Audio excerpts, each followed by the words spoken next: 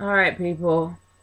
This review is going to be real quick because number one, I kind of feel like crap today. And number two, I kind of feel like crap today. So I'm going to make this pretty quick.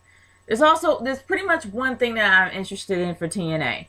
And that was the TNA World Heavyweight Tournament that they had with Kurt Angle, Magnus, Jeff Hardy, and Bobby Roode. Well, honestly, it was a given that Bobby Roode was not going to win since Jeff Hardy is a really big time favorite. He ended up beating Bobby Roode.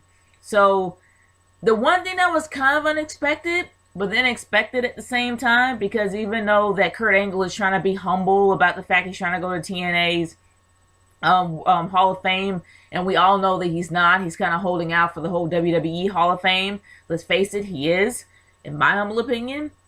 He didn't go. It happened to be Will Magnus, and honestly, I really do want Magnus to be the TNA World Heavyweight Champion. But this is all for Dixie's version of her, well, pretty much her version of what a champion is. But the coolest thing of the entire show, in my humble opinion, was the very end when AJ Styles practically switched. It was supposed to be his belt being sent. He ended up sending the paper one. I thought that was awesome. But the Oscar goes to not Dixie and not Rockstar Spud. Let's just say that these guys really don't know how to act. And you honestly thought that they at least knew how to act. And Rockstar Spud really does have the personality to pull it off. But not Dixie Carter. She kind of needs a little bit of work. And I am not blaming the Southern accent. There are people with Southern accents, hence Stone Cold Steve Austin, that has more personality in their pinky finger than that woman right there. But honestly, let's just say she didn't take it very well, and even when she didn't take it very well, it was unconvincing. But I will say that AJ Styles made an invitation for her to go personally down to Gainesville, Georgia, my home state, not my hometown, to go and pick up the belt. I absolutely thought that was awesome. And another thing that was completely obvious is that somehow Bad Influence kind of has a bone to pick with Joseph Park for some strange reason, trying to expose him for being a fake, something we already knew. But the guy is cool because we all know that he's Abyss, and for some reason they're still trying to go with the angle to where Joseph Park has no idea where his brother is, or has no idea where Abyss is, or blah blah blah blah blah. The thing is that I really wish they kind of get rid of this angle, make Joseph Park slowly become Abyss day after day after day. He's the best psychotic character that TNA has, in my humble opinion, and they need to stop. I heart Joseph Park. I always heart Joseph Park because I love his humility. But it's just to the point where he has nothing to go on. And the fact that they actually did add Eric Young in there to kind of be somewhat of a warning guy, and how the blood is a catalyst to what happened to Joseph Park, but now the blood isn't there. I'm hoping that somehow that the whole mental thing starts to build up to whether he starts to become a little bit of Abyss every day, to where he doesn't really necessarily have to have the realization that Abyss is him, but just grow into it. And I'm hoping that that happens. That will pretty much be a good storyline that TNA really needs, because let's face it, they're grounded in Orlando right now because they're running out of money. They need more interesting storylines to go on.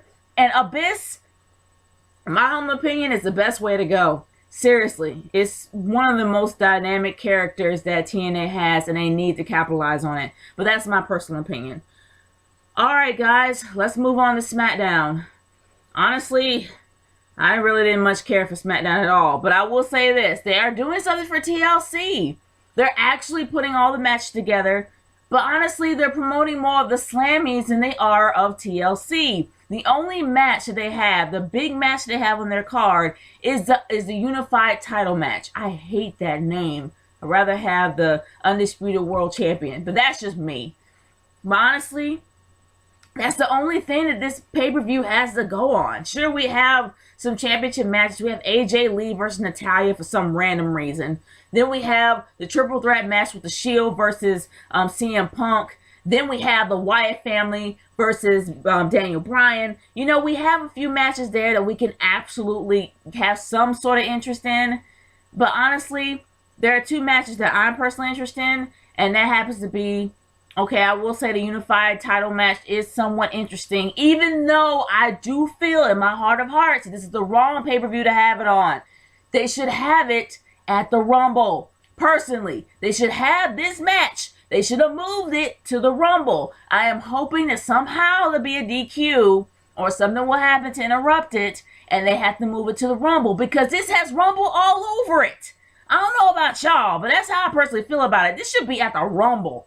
But regardless, it's on a random gimmick pay-per-view, TLC, so we have to deal with it. But the one biggest twist that we have so far is Daniel Bryan and the Wyatt family. Will he turn to the dark side? Will he become a Wyatt member? Honestly, guys, they have blown this from the very beginning. I don't know how they're going to make him evil all of a sudden out of the blue, because they had every opportunity to make him sadistic when they took him away. He came back normal, but then thinking about it a little bit, they have something to work on. They have something they can actually go on. He can come out normal at first, but then somehow he becomes twisted and twisted and twisted as time goes on. But the one thing that can really make it more interesting and more realistic is if they add Brie, because Brie is the fiance of Daniel Bryan. If they add her in there saying, okay, something's different about Daniel, her talking to her sister Nikki, I don't know what's going on, but something different about Daniel, have you noticed anything? If they add her in there, it would be a little bit more realism. And it would pretty much have the whole human factor in it. That is what they need. It is a given that he is going to possibly turn to the Wyatt family, turn to the dark side. Because let's face it, I love Daniel Bryan, but the face part of Daniel Bryan is not working for his career. Even though it fits his character better, it fits his personality better to be a face, honestly, he's more interesting as a heel. So it will be completely wonderful on my end to absolutely see a twisted side of Daniel Bryan to see whether or not he can actually do both. But this is something we're probably going to see at TLC or maybe be a continuance to it, to the Rumble. I am hoping that's the case, but we don't know. We have to wait. Seeing how the closing was, that that Bray Wyatt was on the screen saying, "Come to the family, come to the dark side." I can't remember completely, but either or, it is a teaser of a possible heel turn. But honestly, guys, I'm kind of thrilled. Well, not totally, but I'm kind of interested to actually see what's going to happen, and I'm hoping that somehow WWE is going to capitalize on this and not pan out like they did most of their storylines. But guys, I want to hear how you feel about this. Leave a comment in the comment section below about TNA or SmackDown, how you guys feel about it. Are you going to watch TLC? Do you care about TLC? Do you care about the Slammies, especially Eve making her return for one night? How do you guys personally feel about it? Like I said, leave a comment in the comment section below. Send me a video response on how you feel about both subjects or all subjects that I talked about. This is Nature Girl 30 signing off. Peace out. Later.